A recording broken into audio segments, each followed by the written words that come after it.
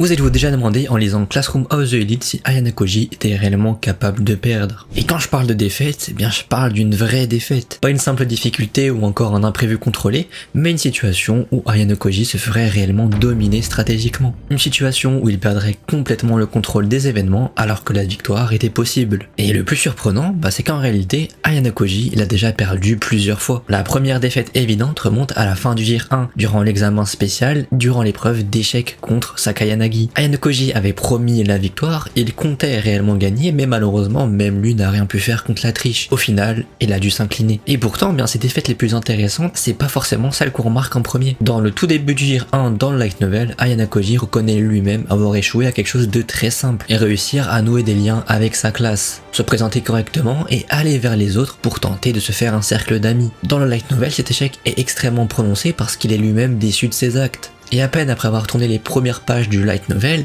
on assiste déjà à une certaine première défaite de notre protagoniste. Autrement dit, contrairement à ce que beaucoup veulent faire croire, Ayano Koji n'est clairement pas parfait. Mais aujourd'hui, on va parler d'un type de défaite bien plus important. Une défaite qu'il n'a encore jamais connue dans cette école, une véritable défaite stratégique. Mais pour comprendre pourquoi, il faut retourner au tout début du Year 3. Ayano Koji quitte volontairement la classe de Horikita devenue la classe A pour rejoindre l'ancienne classe de Sakayanagi. Un choix qui semble complètement absurde, du moins en apparence. Après le départ d'Arisu, cette classe était clairement la plus faible. Et avec l'évolution soudaine d'Ichinose, beaucoup pensaient que cette classe allait s'effondrer en classe D très rapidement. Officiellement, les motivations d'Ayano Koji dans ce début de Year 3 sont extrêmement simples.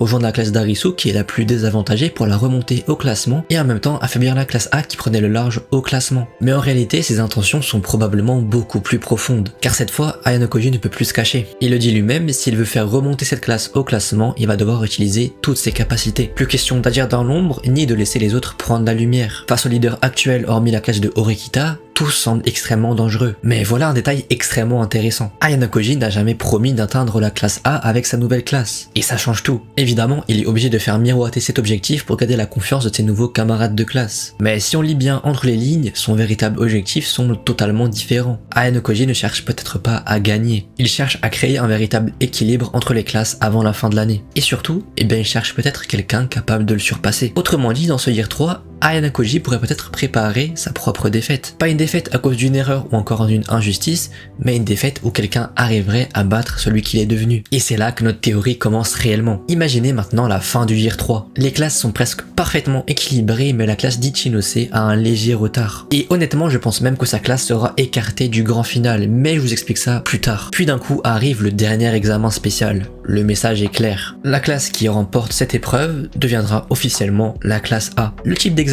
importe peu, mais ce qui compte c'est que ça sera un examen très complexe. Une épreuve conçue pour donner une énorme liberté stratégique. Et c'est précisément dans ce chaos que Ayano Koji pourrait connaître sa véritable première défaite. Laissez-moi maintenant vous présenter ce qui pourrait être le résultat et le déroulé de cet ultime examen. Et plus j'y réfléchis, plus ce scénario il me semble extrêmement cohérent avec la direction que prend actuellement l'œuvre. À la dernière place, la classe qui finira en classe D à la fin de l'année et qui a échoué donc durant cet examen spécial, c'est la classe de Ichinose. Non pas parce qu'elle serait devenue faible, au contraire. Je pense même que le Year 3 servira justement à montrer à quel point cette classe peut progresser avec l'aide de Kiyotaka. Mais malgré cette progression durant toute l'année, il reste un problème évident. La classe d'Ichinose repose beaucoup trop sur Ichinose elle-même.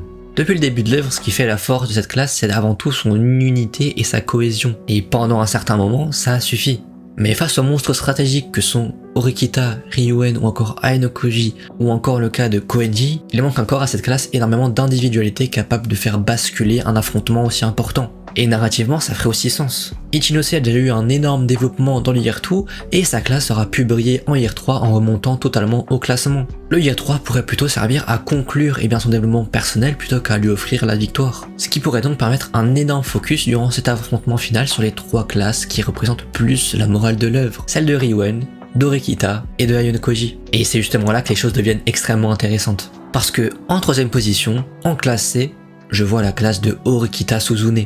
Alors qu'en apparence, tout semble indiquer que Horikita devrait finir en classe A. Son développement est constant, elle apprend à gérer les autres et à prendre des décisions extrêmement difficiles. Et surtout, elle porte l'héritage de son frère. Mais à côté de ça, il y a aussi Koenji, un personnage tellement anormal que même Ayano Koji semble prendre ses distances avec lui. Et surtout, on sait tous, Koenji a passé un pacte avec son père, celui de si il finirait en classe A, il obtiendrait sa véritable liberté. Ainsi Koenji a donc tout intérêt à finir en classe A. Et c'est précisément pour ça que je pense que cette classe ne gagnera pas. Parce que son rôle n'est peut-être pas de devenir la meilleure classe, de finir en classe A, mais plutôt de remettre réellement en question ce que signifie gagner. Depuis le début, on nous présente la classe A comme une sorte d'idéal absolu. Mais plus l'histoire avance, plus cette idée semble totalement déconstruite. Des personnages extrêmement talentueux se retrouvent dans toutes les classes. Et inversement, être en classe A ne signifie pas être supérieur humainement. Des personnages comme Kirwin incarnent clairement cette idée-là. Et je pense que la classe d'Orekita pourrait présenter cette conclusion. Comprendre que la classe A ne veut pas forcément dire victoire. D'autant plus que la présence de Koenji rend cette classe extrêmement particulière. Il est probablement le personnage le plus imprévisible de la série. Pas parce qu'il agit au hasard, mais parce qu'il agit uniquement de par ses propres critères. Et c'est exactement le genre de variable que Ayano Koji a toujours eu du mal à contrôler. Et c'est là qu'on arrive au point central de la théorie. En deuxième position, la classe qui finira en classe B, c'est évidemment la classe de Ayano Koji. Ayano Koji perdrait finalement l'affrontement final. Mais pas parce qu'il serait soudainement devenu faible, ni même parce qu'il l'aurait fait exprès. Ou bien pas parce qu'un personnage serait plus intelligent que lui, mais parce que pour la première fois, il serait confronté à quelque chose qu'il ne peut pas totalement maîtriser. Des individus qui évoluent en dehors de toute logique prévisible. Et honnêtement, ça serait totalement cohérent avec les thèmes de l'œuvre. Depuis le début, Ayano Koji est présenté comme le produit parfait de la White Room. Mais plus il passe de temps dans cette école, plus il apprend quelque chose que la White Room ne lui a jamais appris, la complexité humaine, les relations, les émotions et des choix irrationnels. Et surtout, les limites d'un raisonnement purement logique. C'est pour ça finalement que je pense que la classe qui atteindra le rang A, ce sera celle de Riwen. Et vous inquiétez pas, je vous explique toute la démarche et la procédure et le pourquoi du comment juste après le classement. Et cette classe-là, elle gagnerait non pas parce que Riwen est plus fort qu'Ayano Koji, mais parce que Riwen représente celui qui a clairement le plus évolué de par ses défaites. Au début, Riwen utilise uniquement la peur et la domination. Mais après sa confrontation avec notre protagoniste, eh bien il change profondément. Il devient plus réfléchi, plus patient et plus attentif. Surtout, sa classe aussi a extrêmement changé. En China, Ibuki ou encore Katsuragi, la classe est devenue clairement bien plus équilibrée qu'auparavant. Et surtout, Riwen possède quelque chose de très rare dans l'œuvre, capacité à prendre des décisions que personne n'oserait prendre.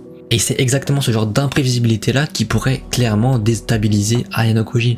Et il y a surtout un autre élément important avant de passer directement au pourquoi du comment, c'est le personnage de Shina. Depuis quelque temps et dans le Year 3, l'œuvre commence à nous montrer que Ayano Koji éprouve des émotions qu'il n'a jamais ressenties auparavant. Et si cette évolution elle continue dans le Year 3, et bien Shina pourrait clairement devenir un facteur extrêmement important dans l'évolution du personnage. Non pas parce qu'elle parviendrait à affaiblir directement Ayano Koji, mais plutôt parce qu'elle parviendrait à le changer profondément. Et ce genre de changement, ça peut clairement modifier totalement la manière de prendre des décisions.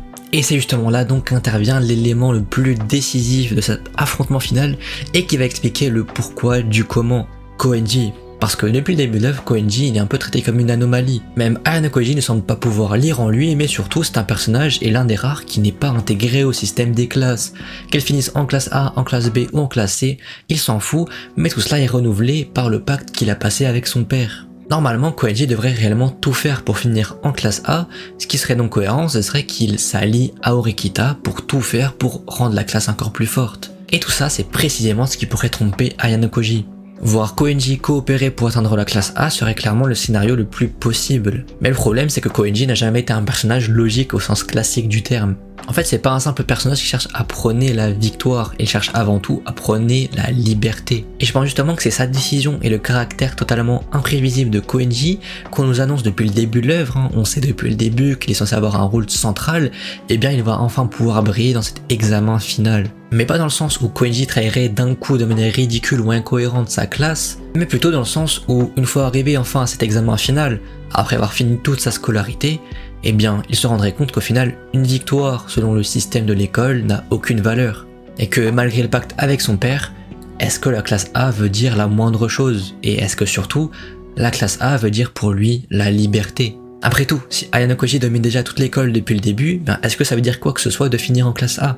En revanche, participer à la chute d'Ayano Koji, ça peut en dire un peu plus. Ce serait une preuve de supériorité bien plus grande. Et c'est là qu'une alliance avec Riwen devient très intéressante. Non pas comme une alliance sortie de nulle part, mais comme une coopération extrêmement ponctuelle née d'un intérêt commun. Une chose est claire, Riwen veut battre Ayano Koji depuis le début, et Orekita veut prouver qu'elle peut dépasser celui qui l'a toujours guidée dans l'ombre. Et dans cette situation-là, Koenji, il pourrait réellement prouver que c'est un être que personne ne peut contrôler et prévoir. Autrement dit, cette alliance elle se ferait pas pour aider Iruen à atteindre la classe A, elle se ferait uniquement pour contrer Ayano Koji. Et narrativement, ça serait extrêmement fort, parce qu'au final, Ayano Koji ne perdrait pas contre quelque chose de plus intelligent, mais contre quelque chose qu'au final, il n'a jamais réellement pu maîtriser. Des individus capables de prendre des décisions qui dépassent la logique pure. Koenji accepterait alors donc de renoncer à une partie de ce que son père lui a demandé, mais pas par faiblesse. Au contraire, parce que en choisissant lui-même sa manière de perdre ou de gagner, il prouverait justement qu'il est l'inverse de Ayano Koji et qu'il est totalement libre. Et au final,